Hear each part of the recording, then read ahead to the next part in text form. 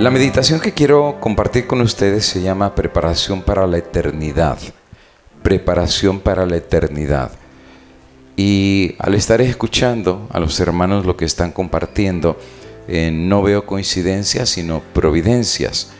Y quisiera que al escuchar la temática, el Señor nos pueda dar sabiduría y discernimiento para poder entender lo que su Santo Espíritu nos quiere decir. Había un joven que era un joven pianista, se preparó por años para ser un famoso concertista. Y resulta ser que este joven entró con altos deseos, anhelos de poder ser uno de los más reconocidos pianistas de su país.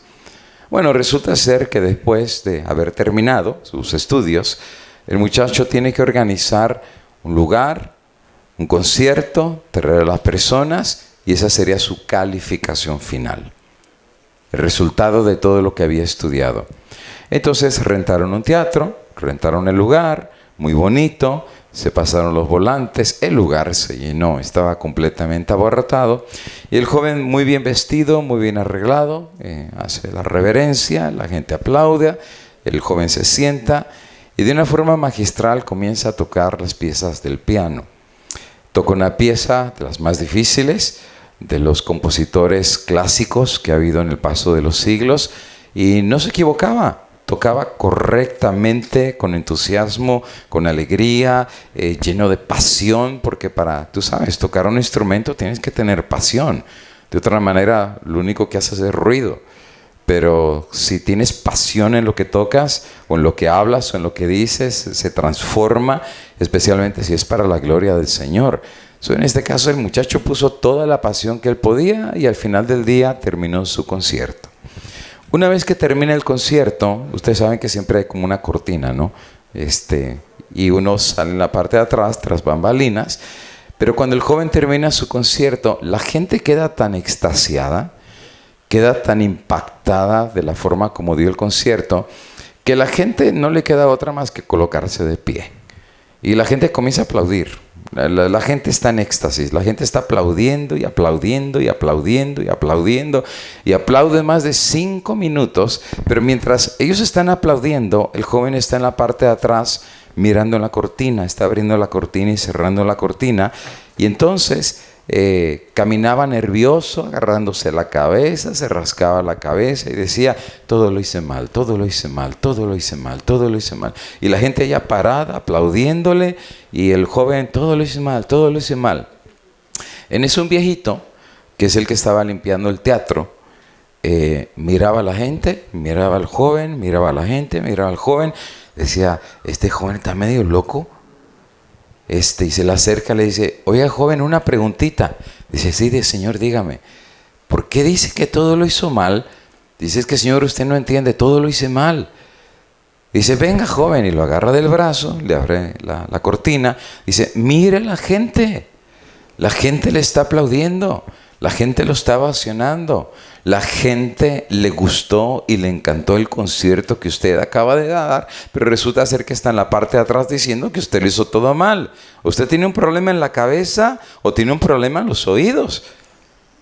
Pero mientras todo el mundo lo ovaciona, no hace sentido lo que usted dice. Dice: no, señor, es que el que no entiende es usted. Dice: pues explíqueme, porque realmente no entiendo lo que me está diciendo. Ahora el joven lo agarra del brazo, vuelve a abrir la cortina y dice: fíjese bien en la gente, que todavía seguía de pie y seguía aplaudiendo. Dice: fíjese bien en la gente. Ya, pues el viejito está mirando, dice: no, pues sí, toda la gente está de pie y aplaudiendo y ovacionando. No sé en dónde está el problema. Dice: fíjese bien. Y ya el viejito tal vez vuelve a ver y dice: falta uno. Dice: es un viejito ahí en la esquina, un viejito bien bobo que no sabe ni, ha de estar de seguro sordo, es el único que no se paró. Le dice: pues resulta ser que ese viejito bobo que usted dice es mi maestro que me está calificando. La enseñanza es muy simple. Todo el mundo te puede aplaudir y todo el mundo te puede ovacionar, pero al final del día el que va a determinar si vas o no vas es Dios. ¿De qué le sirve al hombre ganarse al mundo si al final del día pierde su alma? ¿De qué te va a servir agarrado honores en esta vida, títulos, reconocimiento, que todo el mundo te aplauda, que diga nadie como ese hermano, nadie como ese pastor, nadie como tal, y que todo el mundo te aplauda y que la gente diga ha hecho un trabajo maravilloso? He aprendido en el paso de los años, amigo y hermano, que al final del día al único que tenemos que darle satisfacción, al único que tenemos que darle cuentas, por así decir, al único delante del cual nuestras obras, palabras, ideas y pensamientos, y aún el deseo de nuestro corazón va a pasar delante de Él. No delante del aplauso de un estadio lleno, en donde el estadio lleno diga tremendo predicación, tremendo predicador. Pero resulta ser que allá en el reino de los cielos Dios va a decir, saca su nombre del libro de la vida, porque Él no viene para acá. Ganó los aplausos del mundo, pero no ganó mi satisfacción, porque no buscó mi gloria, pero buscó la gloria de Él. Quien entendió claramente este concepto fue nada más y nada menos que Noé. La Biblia a él le llama pregonero de justicia. La Biblia enseña que él predicó por 120 años. Y por 120 años estuvo anunciando exactamente el mismo mensaje. Viene el diluvio, la paciencia de Dios pronto termina, pero Dios está comisionándome para hacer el arca de salvación. Por supuesto, en aquel entonces las multitudes asistían, no es que no fueran, pero iban a burlarse, iban a reírse, iban a ignorar el mensaje del profeta escogido por Dios. De hecho, la Biblia dice que prácticamente los únicos que lo ayudaron a construir el arca fueron sus hijos y sus familias. Dentro de este grupo entró Lamec, y dentro de este grupo, entró Matusalén, que su nombre significa su muerte lo traerá, hablando que cuando él muriera, pues el diluvio iba a venir. Así es que él ayudó a construir el arca. Claro, en aquellos días hacer un arca de semejante proporción no era nada fácil. Le tardó 120 años. Ahora, ¿sabes tú lo que significa? A veces los predicadores, cuando venimos a hablar, a veces torcemos un poquito las cosas. Porque a veces pensamos que la cantidad de gente que viene es una interpretación de la bendición de Dios. Y cuando comencé mi ministerio pensaba que eso era así. Porque la primera iglesia que tuve era una iglesia bien chiquita. Tenía como 6 miembros. Y me recuerdo que cuando venía una familia nueva, y pues ya había 12, decíamos, ay, ahora sí qué bendición. Y eran sábados bonitos, eran sábados hermosos. Se siente tan bonito cuando hay mucha gente en la iglesia. Pero de repente el viernes, cuando hablaba alguien, pastor, estoy enfermo, no viene mi familia, yo decía, ay, vienen como 5 personas. Entonces mi experiencia pastoral era de que más gente venía, mejores eran los sábados. Menos gente venía, como que el sábado había fracasado, como que algo había faltado. Y aprendí que mi ministerio lo estaba basando, uno, en la cantidad de gente que estaba viniendo. Lo estaba basando en el ánimo que la gente estaba teniendo. Lo estaba basando en el tiempo que la gente se quedaba a la iglesia, porque de repente, pues ya sabes, termina el culto y la gente ya empieza a ir. En Puerto Rico, a los adventistas nos dicen, adventistas 7-Eleven, así nos dicen. ¿Acá tienen tiendas 7-Eleven? Son tiendas de conveniencia que están en las gasolineras, donde tú compras tus cosas, tiendas chiquitas, no sé cómo se llamarán los markets, pequeñitos, allá les llaman 7-Eleven. La palabra 7 significa 7 y la palabra 11 significa 11, eso es lo que significa. Y entonces me recuerdo cuando prediqué en la iglesia de Moca, el pastor me dice, pastor, empiece a predicar. Porque aquí los adventistas son 7-Eleven. Yo decía, ¿y qué es eso de 7-Eleven? Dice, ay pastor, es que aquí en Puerto Rico la gente viene a la iglesia solamente el 7 y llega a las 11. El resto de la semana usted ni los ve ni en pintura. Dice, viene los miércoles, usted ve 3, 4, 5 personas. Viene el viernes, la gente ya no recibe el sábado. Pero eso sí, el sábado llega la gente, pero no llega en la mañana, llega a las 11. Y cuando termina a las 12, la gente solamente está viendo el reloj. Y la gente se empieza a ir, la gente se empieza a ir, la gente se empieza a ir. Así que, pastor, si usted no termina a las 12, la gente se le va a desaparecer. Y uno se rasca la cabeza y uno dice que no es el sábado el día del Señor de puesta de sol a puesta de sol. No le pertenece todo el día al Señor y no es nuestro, es de Él. Y si Dios nos llama para adorarlo, no es para adorarlo un rato, es para adorarlo todo su día. Es su día. Entonces Dios me empezó a enseñar conceptos que antes no entendía. No entendía. Iba a predicaciones y cuando venían 80 personas, decía, bueno, pues por lo menos vinieron 80 personas.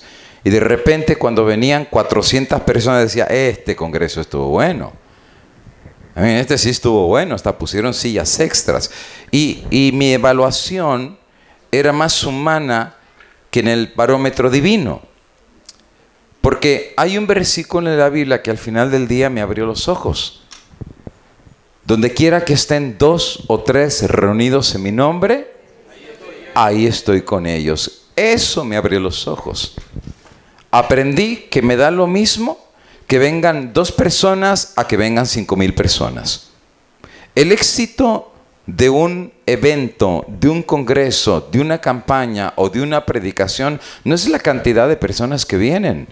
Porque al final del día, si se trata de la cantidad de personas que vienen a un lugar, el diablo ya nos ganó hace rato. Llena estadios de 100,000 personas y en sus catedrales no cabe un alfiler. Dios no mide como nosotros medimos. Y no se trata de que vas a predicar con más ganas porque vino más gente.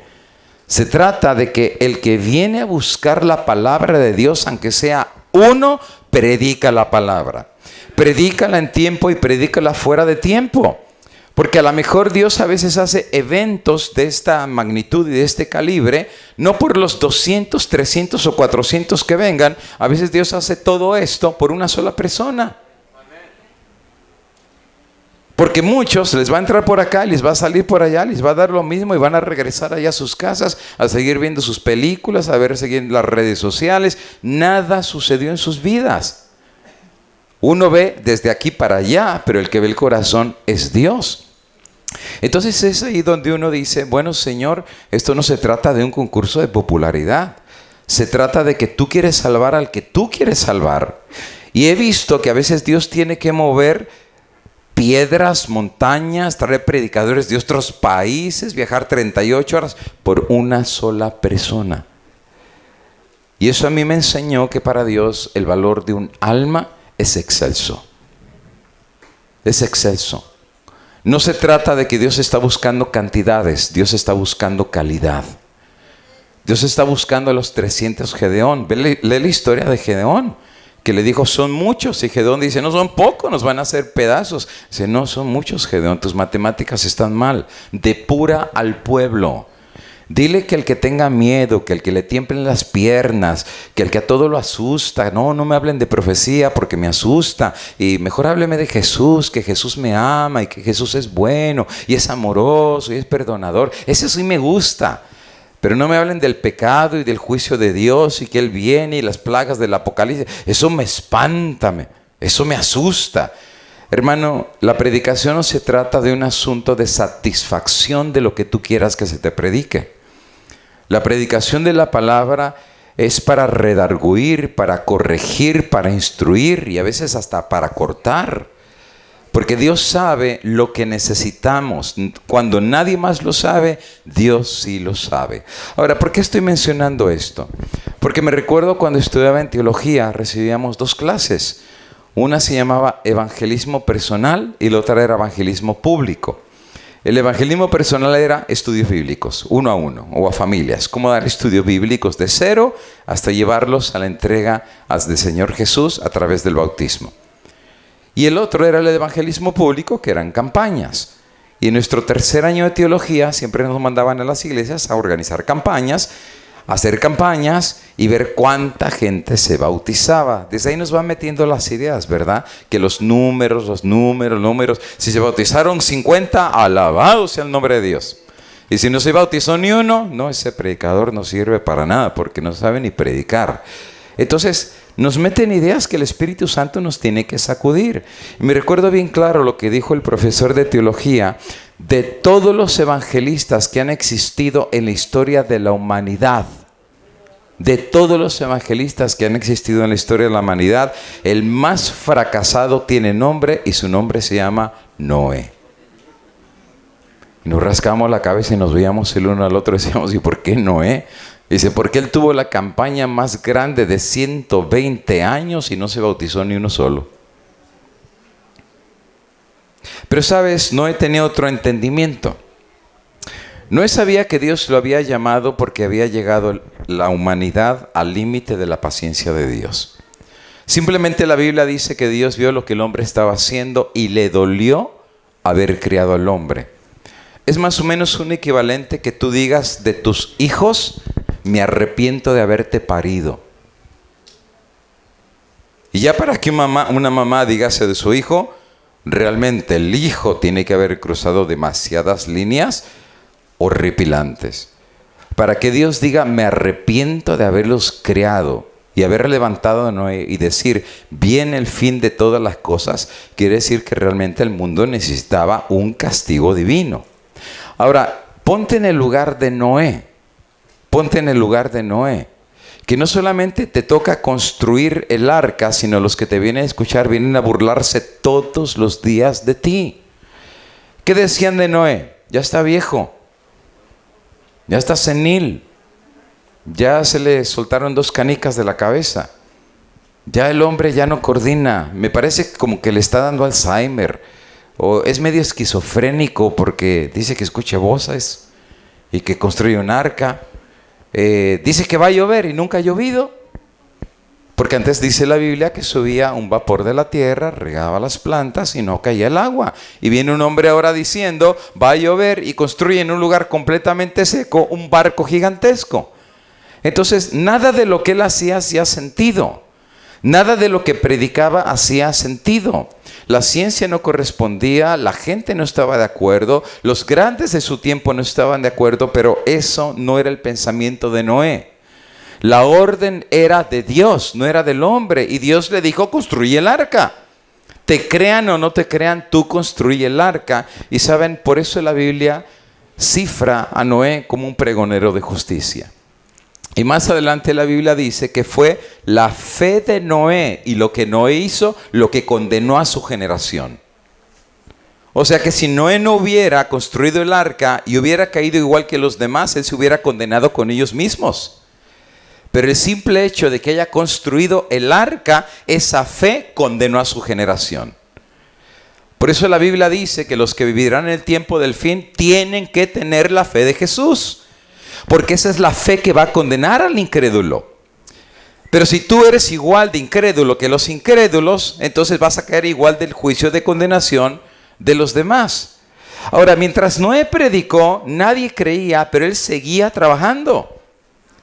Amigo, si Dios te ha llamado a una obra, no desistas porque no te están aplaudiendo. No desistas porque no te están dando dinero. No desistas porque no tienes equipo. No desistas porque no tienes material. No desistas porque no tienes apoyo humano. Suéltate del hombre y agárrate de Dios. Hay una obra que Dios te ha dado, sé como Noé. Cumple la obra. No busques el aplauso de la gente. No busques que la gente venga a traerte flores y a traerte rosas. Busca y no te sorprendas de la crítica de la gente. No te sorprendas de las piedras de la gente, no te sorprendas de las humillaciones de la gente, porque te van a humillar, te van a cancelar, te van a poner la ley mordaza, te van a quitar los púlpitos, no van a dejar que digas una sola palabra, van a decir que te volviste loco de salir de la ciudad e irte al campo, van a hablar cosas horripilantes de ti, tus hijos lo van a escuchar. Es que no se trata, amigo y hermano, solo de lo que Noé estaba haciendo. Imagínate la burla a sus hijos. La burla a su esposa, decirle: oiga señora, hable con su esposo, ya está re loco. Y la pobre mujer, 120 años. O sea, imagínate, te lo critican. Por ejemplo, si yo hubiera traído a mi familia y me critican, pues bueno, 4 días y ya me fui. Pero no, fueron 120 años que tuvo que aguantar el ridículo, el bochorno, el rechazo, la humillación, y la lista sigue. Pero también sé que hay un dicho que dice que el que ríe al último ríe mejor. Porque cuando llegó el día, y ese día no lo puso Noé, ese día Dios ya lo tenía predispuesto. Simplemente Dios le dice a Noé, llegó la hora, métete al arca. Sin embargo, antes de que entrara al arca, algo sucedió. Y creo que la historia se repetirá en ese sentido. Pasó eventos sobrenaturales inexplicables. Por ejemplo, la cuestión de los animales. Empezaron a venir animales de todos los lugares. Ahora, a lo mejor no tenía razón, a lo mejor puede ser que sí, o puede ser que no, que lloviera o que no. Pero ¿cómo podían explicar el asunto de los animales? Que venían de 2 en 2, que venían al arca, que venían por cientos, que venían pájaros, que venían lagartos, que venía toda clase de animales. La gente ahora empieza a preguntarle a los sabios, a los científicos, a los que se burlaban, ¿cómo le hizo Noé? Estará loco, pero ¿cómo le hizo? ¿Cómo trajo a los animales? Y no había respuesta humana de aquel entonces para explicar fenómeno tal. Creo que en el tiempo del fin Dios va a permitir cosas sobrenaturales. En el intento para despertar a la humanidad antes de que venga el juicio de Dios. Porque Dios es así. Dios es justo, pero también Dios es misericordioso. Y más adelante Jesús dice que como los días de Noé, así será la venida del Hijo del Hombre. La historia habrá de repetirse. Por cierto, regresándome un poquito a lo de Noé. Una vez que vienen los animales, Dios le dice a Noé que entre al arca, da su última amonestación, no entra nadie más que Noé, sus 3 hijos, sus 3 esposas y la esposa de él. 8 personas solamente entraron. ¿Quién cerró la puerta del arca? ¿Qué tan grande estaría? O sea, si Dios mismo tuvo que cerrar esa puerta, el tamaño era gigantesco. Claro, los que dibujan el arca, no, eso no es nada. Estamos hablando de un mega gigantesco barco. Para 120 años para prepararlo, estamos hablando que el barco era extremadamente gigantesco. Tenía niveles, tenía pisos. La madera, Elena de Guay dice que en aquel entonces se parecía piedra. ¿Cómo la cortaban? Pues hoy tenemos motosierras, pero ¿cómo la cortaban en aquel entonces? Por eso les tomó tanto tiempo, 120 años. Y finalmente la puerta se cerró. ¿Qué significa que se cerró la puerta? Ahora, de la lección de Noé he aprendido por lo menos 3 cosas. Número 1. Cuando Dios llama, Dios ya tiene preparado el camino de la salvación. O sea, Dios llama, pero no está construyendo el arca. Viene un diluvio, pero Dios tiene dónde meter a la gente. Y a los que reciban el llamado del tiempo del fin, Dios le va a tener ciudades de refugio. Dios le va a tener lugares en donde Dios se va a compadecer de ellos y los va a sacar para protegerlos en el tiempo del fin. Igual que pasó con Noé. Había un arca. ¿De qué sirve predicar el mensaje si no que estamos construyendo el arca? ¿De qué sirve decir Cristo viene, viene la marca de la bestia y sigues viviendo en las ciudades? ¿De qué sirve decir conozco el mensaje triple angelical y no tienes la más mínima idea de lo que significa vivir en el campo? No, amigo, a Dios, como dice en México, un dicho, a Dios dando y a Dios pidiendo y a Dios pidiendo y con el mazo dando. O sea, no se trata de tener una idea intelectual, sino se trata de trabajar en la idea o en el mensaje que Dios ha puesto en tu corazón. Segunda lección que aprendí de Noé. Solo Dios puede cerrar puertas y nadie más las puede abrir. Repito, solo Dios puede cerrar puertas y nadie más las puede abrir. Aunque Noé hubiera querido abrir la puerta, ni Noé la pudiera haber abierto. Él hizo lo que tenía que hacer cuando lo hizo, pero una vez que se cerró la puerta, ya Noé ni siquiera la podía abrir. Ahora, mientras la puerta está abierta, nadie la puede cerrar. A Dios le compete el abrir la puerta y a Dios le compete el cerrar la puerta. Lección número 3.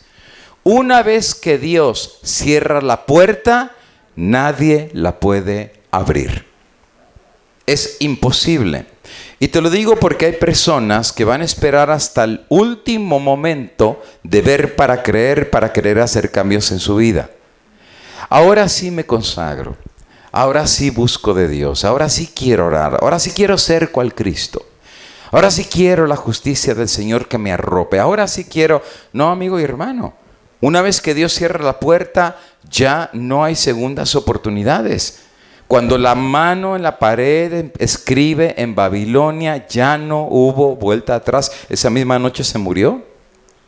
Le dice, póngale la cadena, póngale de esto, póngale el tercero reino. Y le dice el viejito Daniel, tus bienes sean para ti. Porque lo que no sabes es que esta misma noche te vas a morir. Están entrando tus verdugos y te van a cortar la cabeza en un rato. Cuando Dios cierra una puerta, ya nadie la puede abrir. ¿Qué implica eso? Que mientras está abierta, métete. Mientras está abierto, aprovecha la oportunidad. Y todo eso es un preámbulo de lo que va a pasar en la segunda venida de Cristo. Ahora, el capítulo de excelencia que nos habla de las señales de cuando esta puerta está a punto de cerrarse. Ahora, no quiero poner fechas, no soy de poner fechas, no me gusta poner fechas. Me gusta dar señales porque Dios nos dio las señales. Por eso me gusta ver lo que está pasando en el mundo para armar el rompecabezas a la ley y al testimonio. Y si calza, entonces lo predicamos. Y si no calza, pues ni siquiera para qué mencionarlo. Ahora, Dios nos dio señales, pero el día y la hora nadie lo sabe. So, Mateo 24 es el libro por experiencia. ¿Qué señales nos dio de su segunda venida? Cantidad. Por ejemplo, ¿qué les parece? Terremotos. Terremotos en todos lugares. Mateo capítulo 24. Y saben, la gente dice, pastor, es que esto siempre ha existido en el paso de la historia. Es verdad, pero no de la manera que habrían de suceder en el tiempo del fin. La Biblia dice que la venida de Cristo será con dolores de parto. Será como los dolores de parto de una mujer. ¿Y cómo son los dolores de parto de una mujer? Bueno, pues los hombres no sabemos, las mujeres sí. Al principio son cortos y distantes. Sí. Bueno, cuando la mujer queda embarazada, ni sabe, para empezar. Ni sabe. Más o menos se entera como al segundo o tercer mes. Dice, viejito, no sé cómo le digan aquí a sus esposos. Allá en México las mujeres a los hombres le dicen viejo. Y los hombres a la mujer le dicen viejita o vieja. Dice, vente vieja. Entonces, no sé, lo dicen de cariño. Cada quien en su país le dice a su pareja como quiere, ¿no? Había una hermana en California que le decía a su esposo, mi pasita. ¿Saben qué es una pasita? Es una uva deshidratada que está bien. Yo le digo, oiga, ¿y por qué le dice usted pasita a su esposo? Dice, porque está bien prieto y bien arrugado, pastor. Ay, Señor. Bueno, cada quien le dice a sus queridos como les quiera decir. Bueno, resulta ser que la mujer no se entera ni siquiera cuando queda embarazada.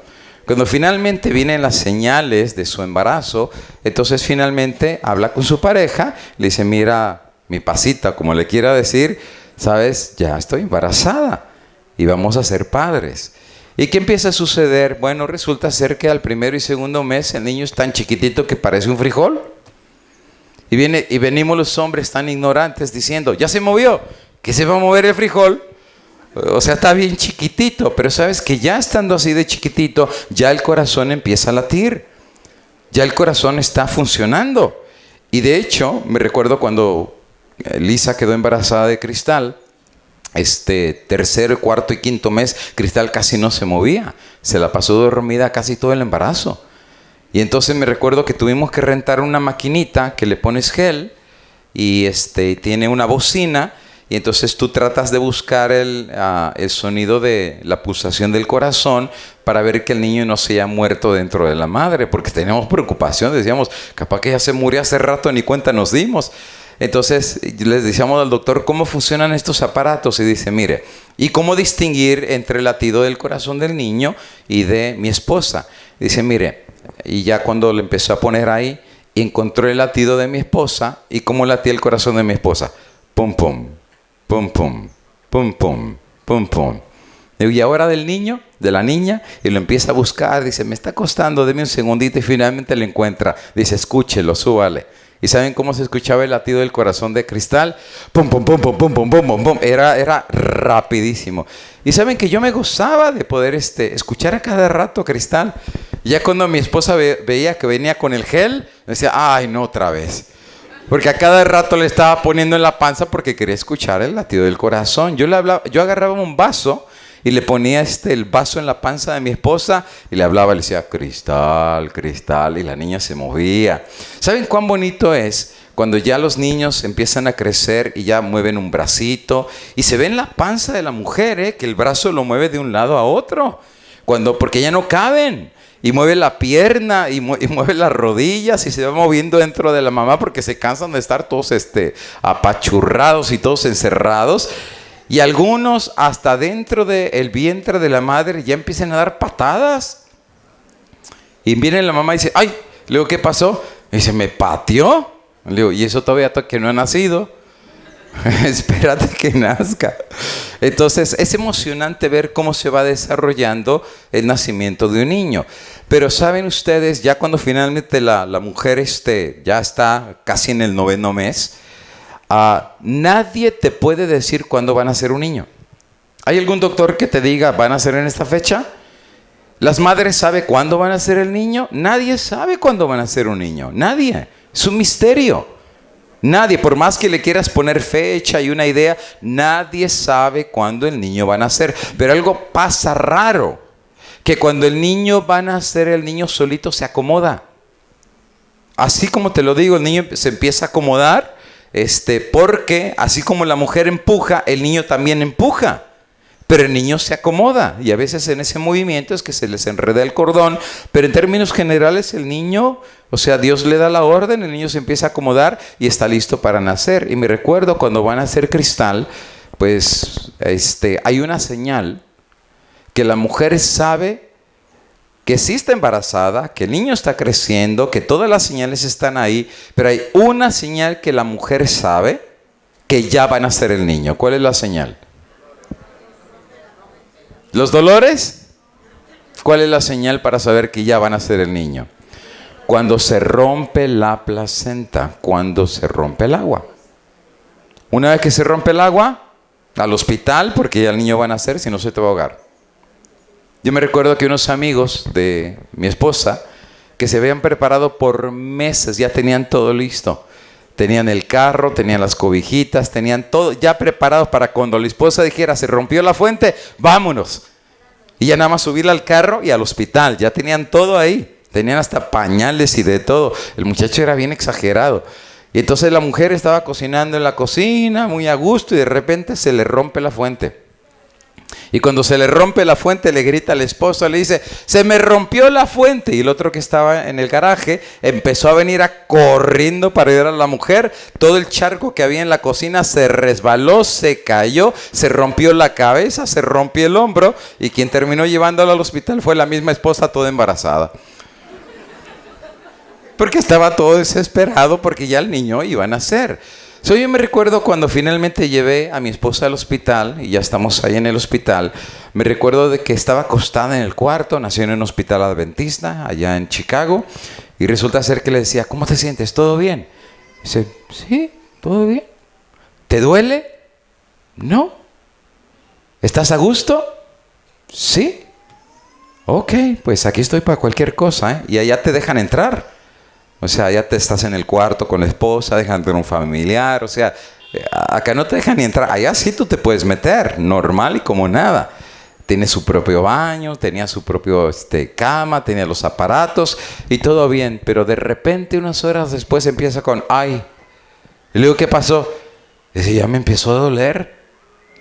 Y le digo, más o menos del 1 al 10, ¿qué? Dice, pues como un 3, pero ya me dolió.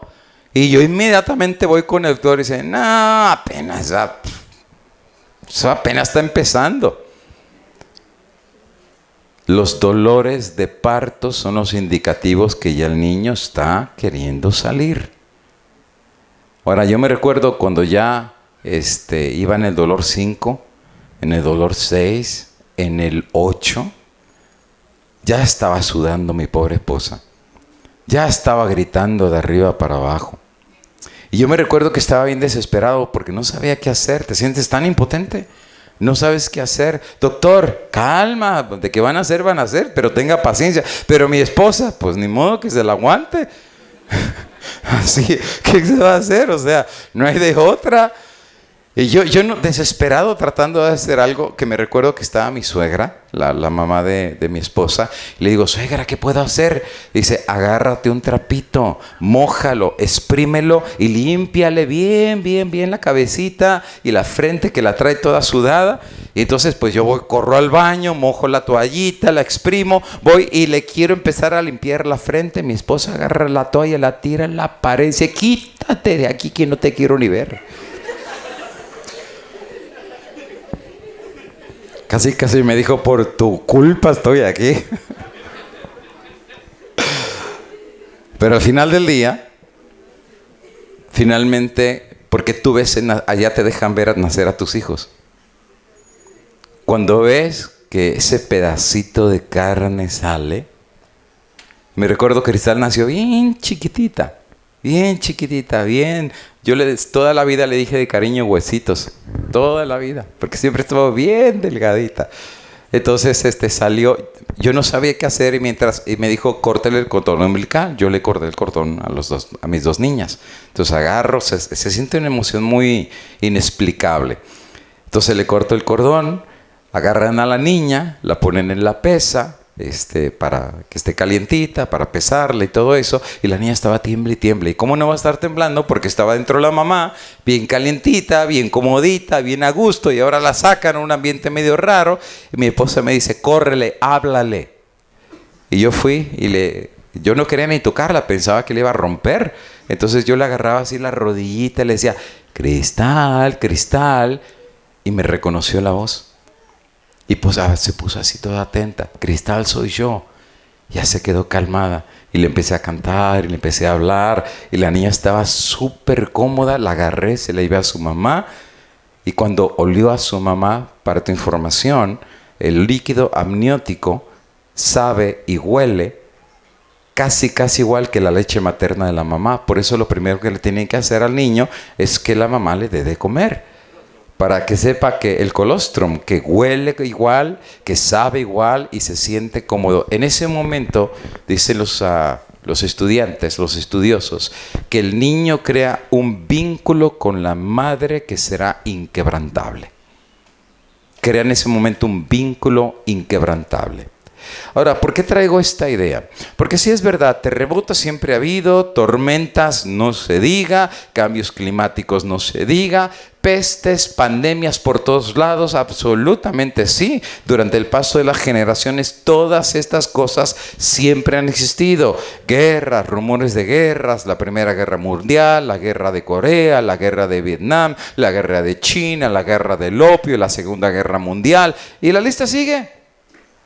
Es verdad, siempre ha existido estas cosas desde que el mundo es mundo. Inseguridad política siempre ha habido. Decadencia moral, pregúntale a Sodoma y Gomorra. Espiritismo y brujería siempre ha existido en todas las naciones. Prácticas diabólicas, espiritistas y satánicas siempre ha habido. La única diferencia, amigo y hermano, igual que un bebé, a medida que nos acerquemos al tiempo de fin, los dolores se van a incrementar. No va a ser como el tercer mes, no va a ser como el cuarto mes. Los dolores, la tierra está de parto. Vamos a ver cosas que te van a hacer gritar literalmente. Las economías van a caer, las naciones se van a declarar la guerra, que de hecho ya están en guerra. De hecho, Rusia construyó un misil que le llamó Satanás 1. Y no terminó con eso. Imagínate qué nombre le puso. Y después crea otro que le llama Satanás 2. Y Satanás 2 tiene la capacidad de ser disparado al espacio y hipersónico. Una vez que cae, puede destruir Lima, Arequipa, Juliaca y más de 25 ciudades de Perú. Y es imparable. Un solo misil. Por algo le llamamos Satanás 2. Los terremotos hoy en día pasan, sí, pero ya no son de 3, ya no son de 4, ya no son de 5. Estamos hablando que ya son de 7, son de 8, ya son hasta de 9. Y en California se está esperando que venga hasta de 10. ¿Sabe lo que significaría un terremoto de 10? Pestes ya no son pestes locales en una población, en un lugar. Estamos experimentando ahora pestilencias globales que están cambiando y rompiendo las economías del mundo. No, hermano, ya las señales no son como hace 500 años.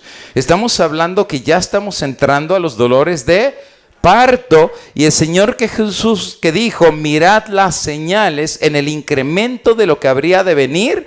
Jesús dijo, pongan atención porque las señales se van a incrementar. La maldad aumentará, aún más que en los días de Noé. Las guerras aumentarán, los terremotos aumentarán y todo será derroteros y señales para que el pueblo de Dios se prepare para el nacimiento del bebé. No conozco ningún padre y madre que sabe que su bebé va a nacer y que se espera hasta el día que su hijo nace para comprar la cunita, para comprar los pañales, para comprar los calcetincitos. No, hermano, tú ya estás preparado porque ya sabes que tienes 9 meses para prepararte porque tu hijo está a punto de nacer. El pueblo de Dios es igual. Hemos recibido desde hace 170 años la advertencia que Cristo viene. Nuestro nombre lo dice. Adventista significa Cristo viene y su venida es inminente. Pero es que pasaron 170 años. Sí, con Noé fueron 120, pero cuando llegó el diluvio llegó lo que llegó. Y aquí han pasado 170, pero cuando Cristo venga es irremediable, no se regresa. Una vez que viene, viene y viene por los suyos. Ahora, el punto con el cual voy a enfatizar lo que quiero hablar el día de hoy como punto de balance es el siguiente. Por ejemplo, si tú supieras que viene un tornado, ¿no te prepararías para él? Si tú supieras que viene un mega terremoto para acá, ¿no te prepararías para él? Si sabes que viene una guerra incluso nuclear al Perú, ¿no saldrías de las ciudades y te vendrías a las montañas? En otras palabras, aquel que sabe que algo viene y no se prepara, realmente es un negligente. Porque no es por ignorancia, sino es por decisión propia que no te quieres preparar. Ahora, déjame decirte que el libro de Mateo 24 da las señales de lo que viene y el incremento de las mismas. Ahora, expliqué en esta semana que la Biblia no tenía ni versículos ni capítulos. Eso fue un invento que hicieron después. Son rollos que la idea de un capítulo se continúa en el otro, o sea, no termina. Alguien dice, bueno, ya leí Mateo 24 con las señales, el 25 tiene que ver con otra cosa. Absolutamente no.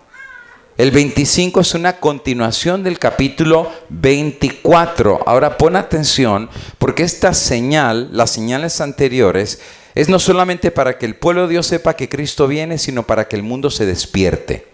En su misericordia Dios los quiere despertar, sea con un terremoto, con una guerra, amenazas nucleares, para que el mundo diga, oiga, las cosas están mal y se están poniendo peor. El pueblo de Dios ya lo sabíamos, pero el capítulo 25 es muy específico, no exactamente para el mundo, sino para el pueblo de Dios, y también es señal de la segunda venida de Cristo. Aparecen 10 vírgenes. No lo voy a leer todo el texto porque el tiempo lo tenemos limitado. 5 de ellas son prudentes, 5 de ellas son fatuas.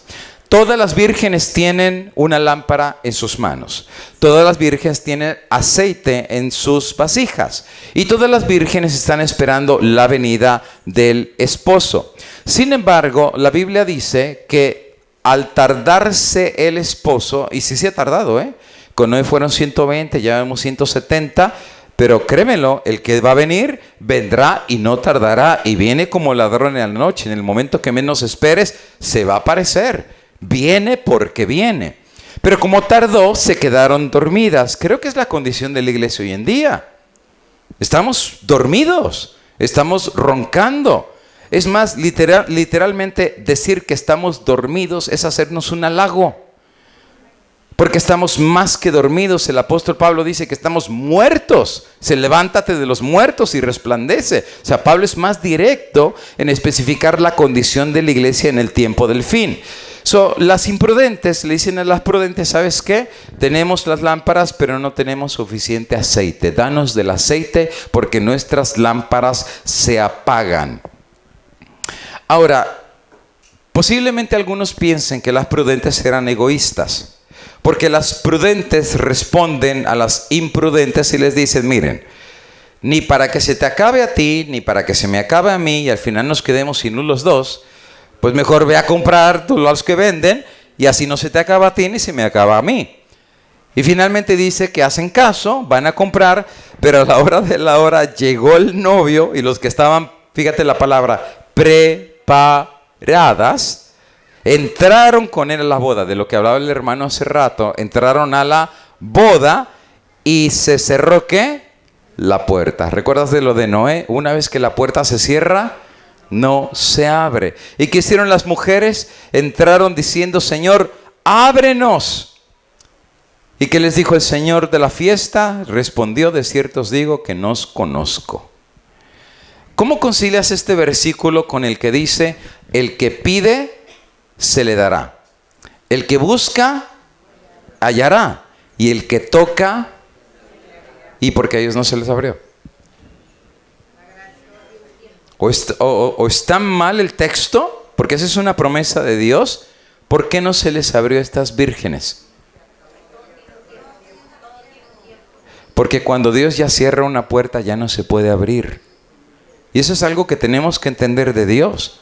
Porque hay algunas personas que piensan que Dios es tan bueno que a la hora final fueron negligentes, no se prepararon, no escucharon la voz de Dios, no se consagraron y van a esperarse hasta el momento final para que Dios les abra la puerta. Tristemente muchos recibirán de Dios la palabra, apartaos de mí, no os conozco. Voy rápido con las citas. Mira lo que dice Elena de White acerca de los dos grupos de las 10 vírgenes. Dice así.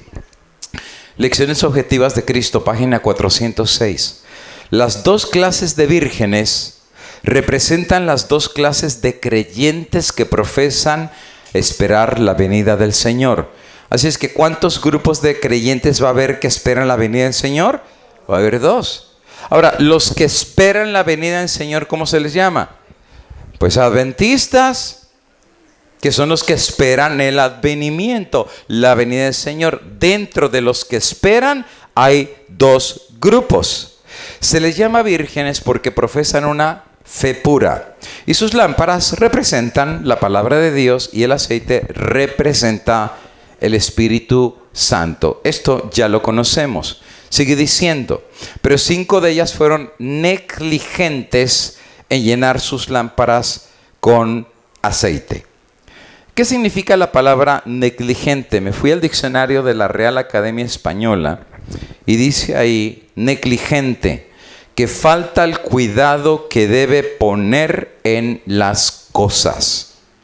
O sea, tú sabes lo que tienes que hacer e intencionalmente no lo haces. Es una persona negligente. No es una persona ignorante, porque si hay un pecado que la Biblia perdona, que la Biblia dice que Dios perdona, es el pecado de la ignorancia. Por eso dice el apóstol, Dios en su misericordia pasó los tiempos de la ignorancia. La ignorancia Dios la perdona. La ignorancia tiene solución, el conocimiento de la palabra del Señor, pero no la arrogancia. Al arrogante, al negligente, al que sabe lo que tiene que hacer y no le importa nada, ¿qué se puede hacer con esa clase de personas? Al que le dices, limpia tu cuarto y tarda 5 horas y no lo quiere limpiar, ¿qué puedes hacer con él? Ya sabes para dónde más o menos va su camino. Al que le entra por aquí lo que Dios dice y le sale por acá, que hay que salir al campo, más para adelante. Que hay que ser vegetarianos, el reino de los cielos no es cuestión de lo que comas o lo que no comas. Que tienes que vestirte para vestirte a la manera de las mujeres santas en la Biblia que dieron un buen testimonio. ¿Qué importa? Al final del día lo que Dios ve es el corazón. Una vez un hermano vino y me dijo, pastor, ¿sabe que la iglesia adventista acaba de aprobar el uso de las joyas? Yo le digo, bueno, yo sabía que permitían el anillo y otras cosas. Y dice, no, pastor, ya hay lugares en donde literalmente no es necesario que seas adventista y dejar de usar las joyas. ¿Sabes que antes éramos reconocidos por ser adventistas? ¿Tú reconoces a un adventista porque usaba joyas y no usaba joyas? Hoy en día ya no tienes la más mínima idea. parece ser de que hay un espíritu de negligencia de aquellos que saben lo que tienen que comer, lo que tienen que hacer, lo que tienen que vestir, lo que tienen que hablar, pero no lo hacen sabiendo que lo tienen que hacer. Sigue diciendo Elena de White. Por un tiempo no hubo diferencia alguna entre ellas. Parecían igualitos. Traían la Biblia, la fe de Jesús, cantaban himnos, oraban, alababan al Señor. Y así será precisamente con la iglesia que viva antes de la segunda venida de Jesús. Todos tienen un conocimiento de las Escrituras. Todos han estudiado la Biblia tarde que temprano, de mayor o menor medida. Todos han estudiado la palabra de Dios. Tienen el conocimiento de las Escrituras, han escuchado el mensaje del próximo retorno y con confianza esperan su venida. Pero a pesar de que escucharon el anuncio, he aquí que viene el marido, salir a recibirle, muchos, sabiendo que viene, no están preparados. Ellos no tienen el aceite en sus lámparas. Ellos están sin el Espíritu Santo. ¿Es importante tener la lámpara? ¿Es importante tener la doctrina correcta? Pero de nada te sirve la doctrina correcta si no tienes el don del Espíritu Santo en tu vida. Y este fue el grave problema de estas vírgenes. El Espíritu Santo es el que da la luz. Y de hecho, los que hemos estudiado el santuario, tú lo sabes bien. ¿Cuántos brazos tenía el candelabro? ¿Y dentro del candelabro qué había? Ok. Y se prendía la luz. ¿Pero qué es lo que se prendía? ¿El aceite? ¿El fierro? ¿O cómo daba luz? Ah, porque las copitas tenían una mecha. Y la mecha la encendían y la mecha absorbía el aceite y con eso daba la luz. Yo te pregunto, ¿tú sabes que los muebles del lugar santo hablan de la experiencia cristiana? Es el mensaje del santuario. Por ejemplo, la mesa de los panes, ¿qué representa el pan? La palabra de Dios. Cuando tú te entregas al Señor, tienes una vida diaria de estudio de las Santas Escrituras. El día que no comes te mueres. Si tú tienes rato que no lees la Biblia, ya estás más muerto que otra cosa, hermano. No solamente falta sepultarte. Tienes nombre de que vives, pero ya espiritualmente te moriste hace rato. Nadie te puede resucitar. ¿Por qué? Porque el que no come se muere. Ese es un principio físico. Tú no comes, te mueres, bajas de peso y finalmente tu cuerpo se te come a ti mismo. ¿Tú no lo sabías? Que dejas de comer y cuando el cuerpo te pide comida y no le das comida, el cuerpo empieza a comerse a sí mismo.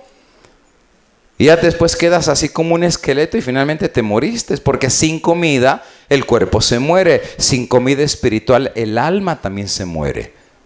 Por eso la mesa de los panes representaba la vida espiritual del creyente. Ya había sido bautizado, perdonado, aceptado el Cordero y finalmente tiene una vida diaria. ¿Cada cuándo comía el pan? Todos los días, y era pan fresco. ¿Tú nunca has olido las panaderías cuando recién hacen el pan? Ese es un olor riquísimo. Yo sé que lástima del ejemplo que doy por la hora, pero el pan recién horneado, amigo y hermano, tiene un atractivo que no se compara a nada. Recién hechecito, tú lo partes el pan y ese olor que sale es increíble. Eso es lo que Dios buscaba del creyente, que cuando tú leyeras la Biblia, sintieras ese olor, ese aroma, ese sabor de comer las verdades de la palabra del Señor. La mesa de lo que representaba el altar del incienso, que representa la vida de oración del creyente. Por eso había un velo, tú no podías entrar a ver a Dios cara a cara, pero cada vez que orabas, tus oraciones trascendían el velo y llegaban al trono de la gracia. Por eso es una vida dinámica lo que enseña el santuario. Tú lees la Biblia, Dios te habla a ti, tú oras, tú le hablas a Dios. Es ida y vuelta, es ida y vuelta, es una dulce comunión. No basta con leer la Biblia si tú no oras. Persona que lee la Biblia y no ora, tarde que temprano va a dejar de leer la Biblia. Porque no es suficiente solamente con leer. Y Elena de White tiene una cita que dice, personas que solamente oran y no hacen nada, tarde que temprano dejarán de orar también.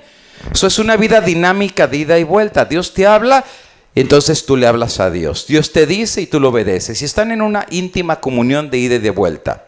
¿Cómo se sabe esa clase de comunión que tienen? Por el tercer mueble. que es precisamente el candelabro. ¿Cuántos brazos tiene el candelabro? 7. Da luz. ¿Cuántos días a la semana debemos de dar luz?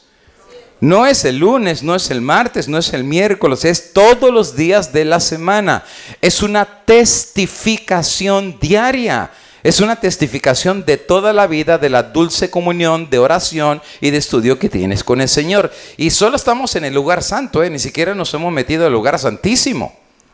Por eso, no lo digo como crítica, pero lo digo como reflexión, no le encuentro sentido a la fe de Jesús. No le encuentro sentido. El orden como lo han colocado, no le hallo sentido. Si el plan de la salvación está establecido en el santuario, ¿qué es lo primero que tú ves en el santuario? La puerta que te conduce al atrio. ¿Cuántas puertas había de entrada al atrio? Una sola. No te podías meter por abajo ni saltártela. Tenías que entrar por la puerta. ¿Quién es la puerta? El principio de la salvación a todo el incrédulo es Cristo. Él es la puerta. Él es el principio, es alfa y omega. Él es la puerta de inicio. Con Él comienza el evangelio. Por esa razón tienes que comenzar a la gente levantando al crucificado, levantando a aquel que dio su vida por ti. Si no ama la gente a Cristo, nada de lo que pasa en el santuario lo va a hacer. Le va a ser una carga. El orar, ay, ¿qué orar otra vez? ¿Qué leer la Biblia? Ya estoy tan aburrido, puro sermón. ¿Por qué? Porque no tiene amor por Cristo. Y una vez que cruza la puerta, ¿qué es lo primero que tiene que ver? El altar del sacrificio. ¿Y a quién se mataba en el altar del sacrificio? Al Cordero de Dios que quita el pecado del mundo. Lo que Dios está haciendo es enamorarte de Cristo de entrada. Él es el principio de la salvación. Pero resulta ser que en la lección número 6 o 7 está la ley de Dios y el sábado. Si yo veo en el santuario, ¿dónde está la ley de Dios? ¿Al principio o al final? Pero estamos empecinados en enseñar a la gente los 10 mandamientos, especialmente el sábado, cuando la gente ni siquiera tiene amor por Cristo. Por eso no entiendo quién puso ese orden. Cuando el orden de la salvación en el santuario nos dice que todo comienza con Cristo y todo finaliza con Cristo. Él es el principio, Él es el final. Él es el alfa, Él es el omega. Ahora, ¿por qué explico esto? Porque una persona que no tiene esa relación con Dios ni siquiera puede entrar al lugar santo y ni siquiera puede dar luz por Dios. Ahora, es verdad, el candelabro tiene 7 brazos. El Espíritu Santo sustenta la luz que tiene que dar. Por eso dice Mateo 5:16, así alumbre vuestra. Pero tú no vas a dar luz nomás por dar luz. Ya tienes una dulce comunión de oración y de estudio de la palabra del Señor cotidianamente. Entonces puedes dar luz. Nadie puede dar lo que no tiene. Ahora, si el candelabro representa una vida de testificación, si el aceite representa el Espíritu Santo, ¿qué representa la mecha? Porque la mecha es la que se enciende, ¿no? Y es la que se quema y da luz. ¿Qué representa la mecha? La mecha somos nosotros. Para tú dar luz te tienes que quemar. Y el que te va quemando es el Espíritu Santo. Te va quemando tu carácter, te va quemando tu soberbia, Él es el que hace la obra, no eres tú. Mientras la mecha absorba el aceite que está en la lámpara y se queme, da luz. Por esa razón la gente no nos cree. Porque dice, sus adventistas hablan muy bonitos, pero no, hombre. Se peinan muy bien los cuernos que ni se les ven. No, en serio. La gente no te va a creer por la doctrina correcta. La gente te va a creer por cómo tú vives. Cómo tratas a tu esposa. Cómo tratas a tus hermanos. Cómo tratas a tus vecinos. Cómo tratas a los pobres. Cómo tratas a los que tienen hambre. Cómo tratas a los que están en la cárcel. Cómo tratas a los que te maltratan. O sea, la vida real del cristiano no es una vida teórica. Es una vida práctica, sustentada por el aceite del Espíritu Santo. Es más, Elena de White dice, y vámonos rápido, el Espíritu que vivifica en Cristo Jesús. El Espíritu Santo, hablando de las vírgenes negligentes, dice, no moraba en sus corazones. No había mecha. No había nada que ellos podían dar, por eso se les apagaron las lámparas. El Espíritu Santo no estaba en él. Yo me recuerdo del gran predicador Moody, que no era adventista, pero era un tremendo evangelista. Y una vez resulta ser que manda a sus estudiantes, les da clases de evangelismo y de todo eso, y los manda a predicar. Y entonces cuando regresa dice, ¿cómo les fue? ¿Cómo les fue la gracia del Señor y el poder del Espíritu Santo? Y un muchacho dice, pastor, se bautizaron 5, amén. ¿Y a ti cómo te fue? Se bautizaron 3, amén. ¿Y a ti cómo te fue? Se bautizaron 10, amén. Y al final se queda uno y le dice, ¿y a ti cómo te fue? Y dice, pastor, no se bautizó ni uno.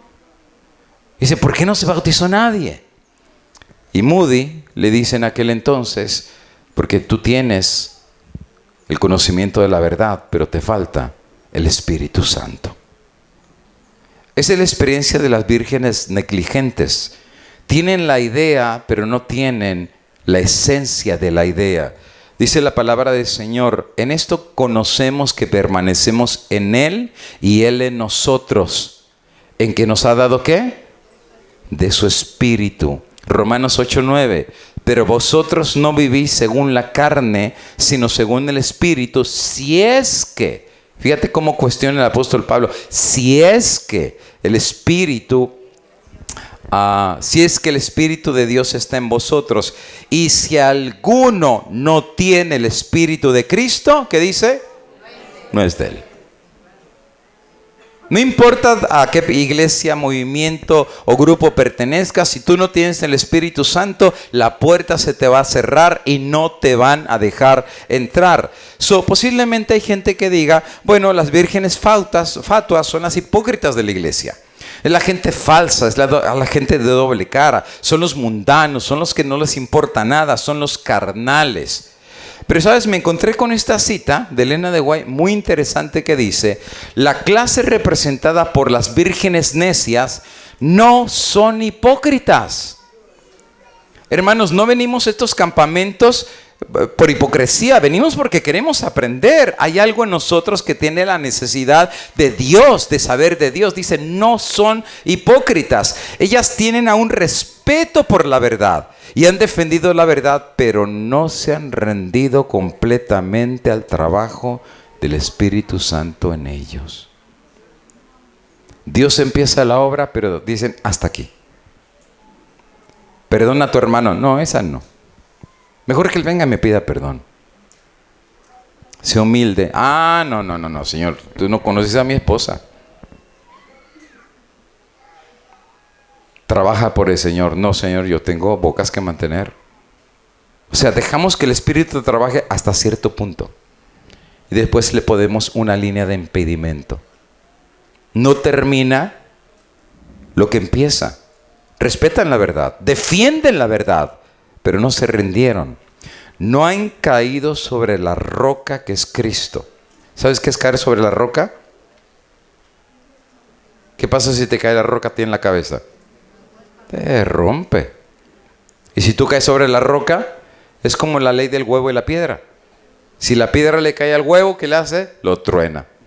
Y si el huevo le cae a la piedra, se truena. O sea, al final del día, ¿quién es más fuerte? ¿El huevo o la piedra? La piedra, pues resulta ser que la piedra, de que es la roca eterna de la salvación, de hecho aquí le llaman roca. ¿Por qué le llaman roca? Porque aquí hay rocas. Rómpelas, pártelas, cárgalas.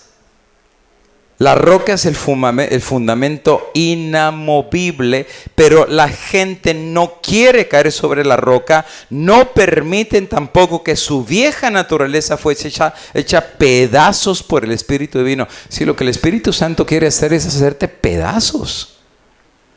No quiere pintar un poquito la casa aquí y un poquito allá, quiere cambiar el corazón por completo. Lecciones objetivas de Cristo, ya estamos en la parte final. El Espíritu de Dios trabaja en el corazón del hombre de acuerdo con su deseo y consentimiento. Él no te va a forzar, tú tienes que tomar la decisión, implantando en él una nueva naturaleza. Y me encantaría hablar de esa temática, ya no lo vamos a poder hacer. ¿Qué significa nacer de nuevo? Porque hoy en día, dentro del pueblo de Dios, es uno de los temas más ignorados. ¿Qué significa nacer otra vez?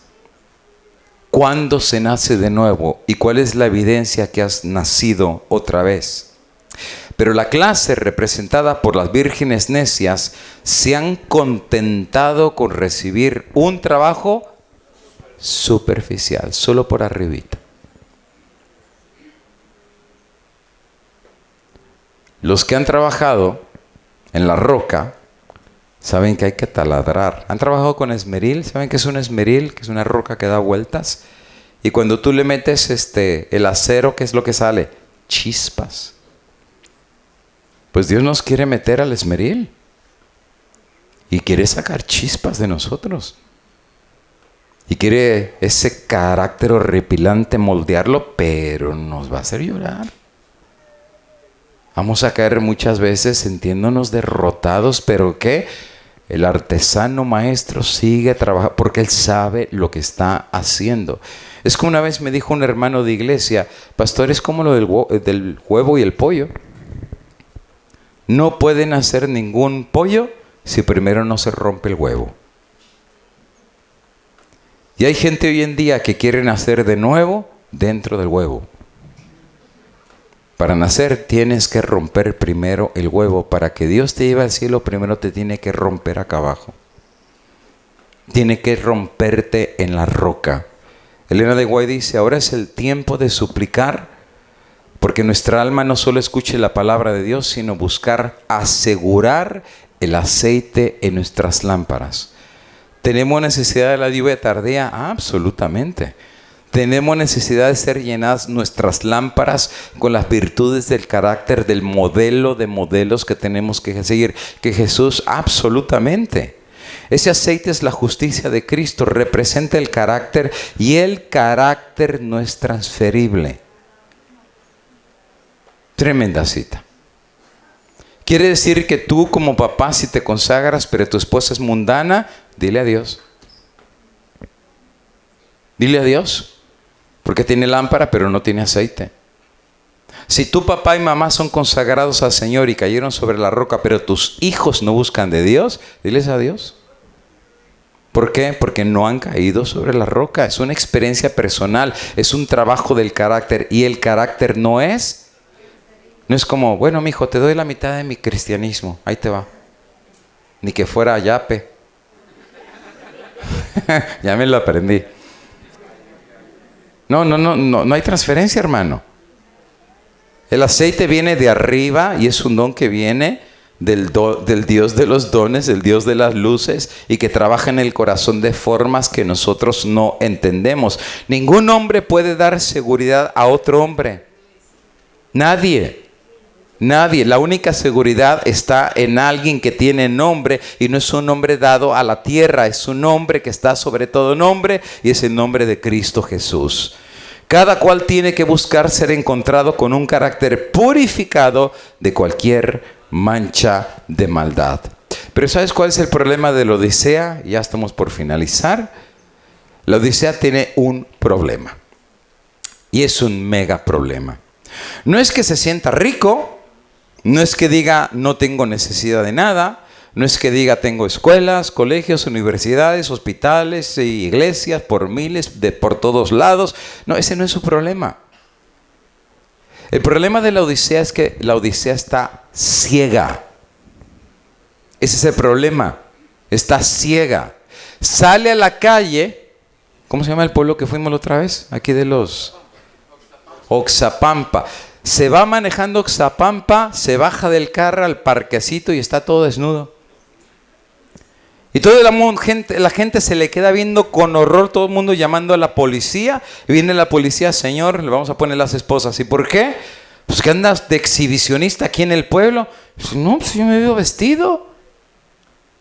Todo el mundo ve que está desnudo, pero él no se da cuenta que está desnudo.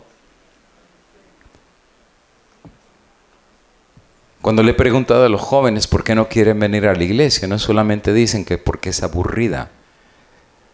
A mí, hermanos, el que tenga oído, que oiga.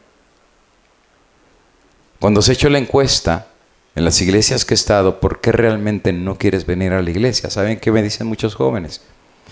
Por mis padres. Porque en la iglesia son una cosa y en la casa son otra cosa. Porque allá se dan baños de santidad. Llegan a la casa y si usted viera los programas que ven, usted no se sentaría a escuchar un sermón de ellos.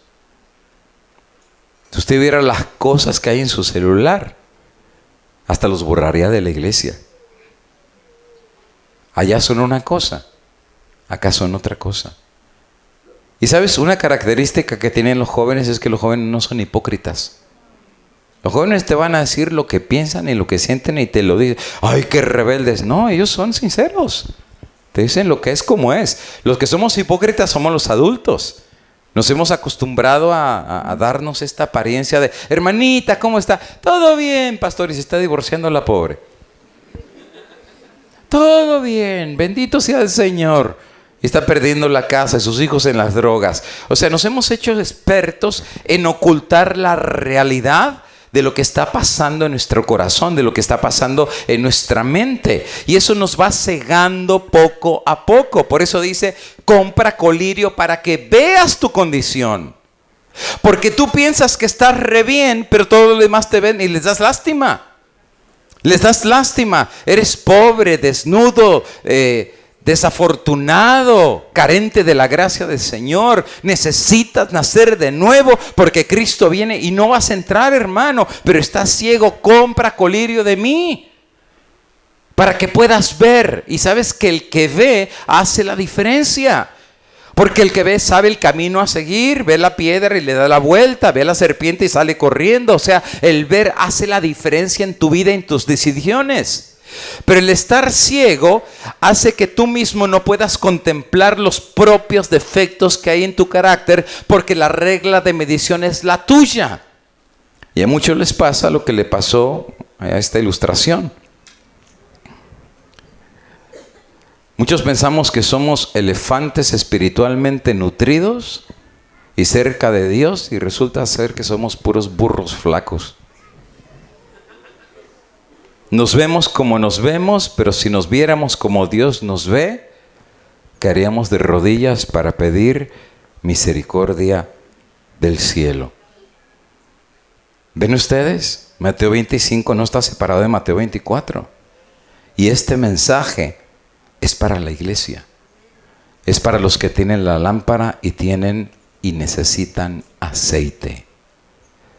Amigo y hermano, si tú te vas de este lugar con la lámpara, pero no te vas con el aceite, de nada sirvió que vinieras. Aquí es donde el aceite Dios está listo para derramarlo, en cada vasija, en cada mente, en cada corazón. No lo digo yo, Jesús lo dice. Si los padres le piden comida a los hijos, pues no le dan una piedra, una serpiente. ¿Cuánto más vuestro Padre Celestial nos daría a Él Espíritu Santo si lo pidieras? ¿Por qué no lo recibimos? ¿Por qué no lo estamos pidiendo? ¿Por qué razón? Porque pensamos que no lo necesitamos. Creo que al final del día Dios va a hacer una obra en su iglesia de reforma y reavivamiento, porque Dios conoce nuestra condición. Pero esa obra no va a venir del ser humano. Dios puede usar instrumentos, amén, sí, los puede utilizar, pero al final del día es entre tú y Dios. Es el trabajo que el artesano quiere hacer en ti, y de ti depende si te quieres salir o te quieres meter. De ti depende si quieres que te meta en el horno de fuego para quemarte, porque tiene tanto que quemar, porque el Espíritu de Dios es espíritu consumidor. Y te va a quemar y te va a consumir. Una vez una hermana me dijo, oiga pastor, ¿y cuánto tiempo más o menos Dios meterá a la gente al horno? Le digo, pues depende, hermana, cuántas novelas veía. Depende cuánto su corazón estaba en el mundo. Depende cuánta cosa que nos sirve Dios tenga que quemar. Son más tiempo pasará en el horno. Aquellos que han sido humildes, pues rápido Dios los va a sacar. Y rápido Dios los va a hacer vencedores y van a salir listos para servir al Señor. Pero aquellos que hemos sido negligentes, aquellos que me gustaba lo que decía el hermano hace rato, y se vengo a contarles cosas que aprendí, pero se nos ha olvidado con el paso del tiempo. Es verdad, aprendimos a orar, aprendimos a leer la Biblia, pero hoy en día el diablo nos ha desviado nuestra atención de las cosas eternas y nuestra mente está colocada en las cosas de este mundo. Con urgencia necesitamos el Espíritu Santo. Y dice Elena de White que la verdadera religión de Cristo significa mucho más que decir que fuimos perdonados. Significa vaciarnos del mal y ser llenados de ¿cuántas gracias? De todas las gracias del Santo Espíritu de Dios. ¿Puede el etíope cambiar su piel? ¿Puede el leopardo cambiar sus manchas? ¿Puedes tú cambiar tu corazón? Absolutamente no, hermanos, porque el corazón del hombre es malo. Y puede ser que alguna persona ha conocido el mensaje, pero no ha conocido al Señor del mensaje. Y puede ser, amigo y hermano, que hasta aquí hayas probado la gloria de Dios, hayas probado las bendiciones de Dios, hayas probado la consistencia del mensaje de Dios y lo has entendido y aún lo has predicado, pero todavía tienes una doble vida. Hay algo en ti que falta. Hay algo en ti que no ha sido todavía cambiado. Y no se lo has contado a tu esposa, no se lo has contado a tus hijos, no se lo has contado a tu pastor. Dios ya lo sabe. Pero estás viviendo una doble vida. Y puede ser que hay jóvenes aquí que están viviendo una doble vida. Puede ser que hay jóvenes que están en las drogas. Y sus papás ni cuenta se dan. Dice, ay, mis viejos. Ya ellos vivieron en otra generación si supieran. Pero sabes, tú puedes engañar a tus papás. Tú puedes engañar a tu mamá. Tú puedes engañar a la iglesia. Puedes engañar al pastor. Pero hay alguien que no puedes engañar. Ni puedes engañar a Dios, ni te puedes engañar a ti mismo. Y va a llegar un momento, amigo y hermano, que te veas al espejo, solo, en tu casa, y te mires al espejo a los ojos y digas, qué hipócrita soy, qué falso soy, qué vacío soy, qué hueco estoy. Cuando prediqué en Minnesota, en una campaña, había un joven que tocaba el piano de una forma magistral, tremendo, era el hijo del pastor. Himno que le decía, que rápido lo agarraba, le subía el tono, le bajaba el tono, era magistral. Y luego cantó el coro, así como cantó tan bonito el coro hace rato, y él lo dirigía, levantaba las manos y todo eso. Era hermoso, tú sentías la gloria de Dios. Terminó el sermón, yo estaba listo para regresar al hotel donde me quedaba, y me dice el muchacho, pastor, ¿puedo hablar con usted? Como tantos jóvenes han hablado con un servidor. Como tantos hermanos han hablado, como tantos ancianos de iglesia, como tantos líderes de iglesia, directores de obra misionera, ¿puedo hablar con usted? Ya cuando me dicen, ¿puedo hablar con usted? Ya casi sé lo que me van a decir. Ya casi lo sé. Leo, ¿qué te pasa, mi hijo? Dice, pastor, yo he tomado la decisión de no venir más a la iglesia. Le digo, ¿por qué? Si tocas tan bonito el piano y diriges el coro tan maravillosamente, ¿por qué no quieres venir más a la iglesia? Es que, pastor, ya me cansé de ser un hipócrita.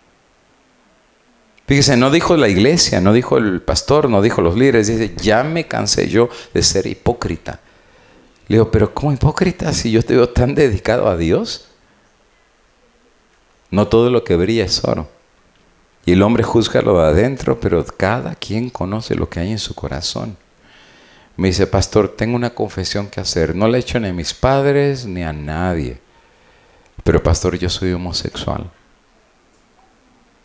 Y yo voy a los gimnasios solamente para ver a los hombres y a ver a cuál me puedo llevar a la cama. Y cuando vengo a la iglesia, dice, yo siento que me va a caer el fuego de Dios. Me siento roto por dentro. He orado, he llorado, he ayunado, he estudiado la Biblia, pero es más fuerte que yo. Dice, quiero dejar. ¿Y sabes cuántos en la iglesia hoy en día estamos en la misma condición que dices, es más fuerte que yo mi pecado? ¿Es más grande que yo?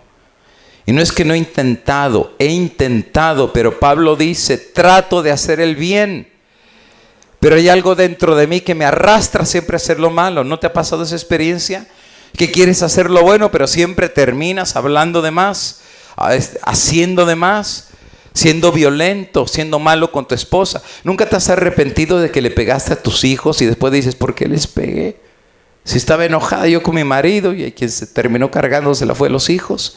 Y te miras al espejo y dices, ¿por qué soy tan mala persona? ¿Por qué no tengo tan buen corazón? ¿Nunca te ha pasado como hijo que le has faltado el respeto a tu madre? Y después te pones a llorar y dices, qué mal hijo que soy. Hay algo en nosotros que nos lleva al mal. Desde que nacimos ya torcidos con nuestro ADN. Y de hecho todos traemos una maldición de 4 generaciones. Todos. Dice hasta la 3ª y 4ª generación. Ya traes una carga genética que te lleva al mal. Tu abuelo fue borracho, tu bisabuelo fue mujeriego, el otro fue parrandero, el otro fue golpeador. Y tú recibiste todo eso. No recibes de tu papá y de tu mamá solamente el color de ojos. Recibes también carácter. Elena de Guay habla acerca de las tendencias heredadas y las tendencias adquiridas. Hay algo en nosotros que nos lleva a hacer cosas malas, malos pensamientos, nos atrae al alcohol, a la pornografía, a la drogadicción y no sabemos ni por qué. Pero hay algo, es como que es una sed, es como un hambre, es una necesidad. Y hay una lucha que estamos peleando y tristemente muchos la hemos perdido. Y de repente viene el enemigo y nos susurra al oído, nadie puede cambiar. Estás perdido. Sigue yendo a la iglesia, feliz de la vida, de igual manera te vas a perder. Y sabes que tristemente escuchamos la voz del diablo, le hacemos caso. En vez de escuchar la voz de Dios, al diablo, a ese sí le hacemos caso. Sí, es verdad, estoy perdido, ya, no hay salvación para mí. Y vamos cayendo en el lodo fangoso del pecado. Y cuando ya recordamos la voz, no es que el Espíritu Santo ya no te hable. El Espíritu Santo te sigue hablando.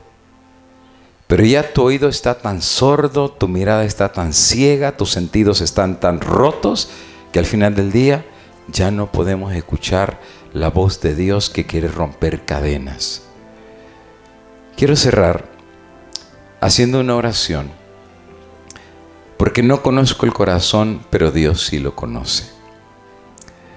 Y no puedo irme de este lugar sin cumplir la labor que el Señor depositó sobre un servidor. Dios nos ha llamado a reconciliación. Reconciliaos hoy con Dios. Puede ser que haya alguna persona hoy, y esto requiere valor, amigo y hermano. No se trata de solo pasar llorando. No, hermano, esto requiere convicción, requiere valor, reconocimiento y necesidad. Dios puede hacer hoy una obra como nunca la has experimentado. Dios te puede dar el don del Espíritu Santo. Pídelo. Él está dispuesto a darlo. Pero está dispuesto a darlo en la medida que tú lo necesitas.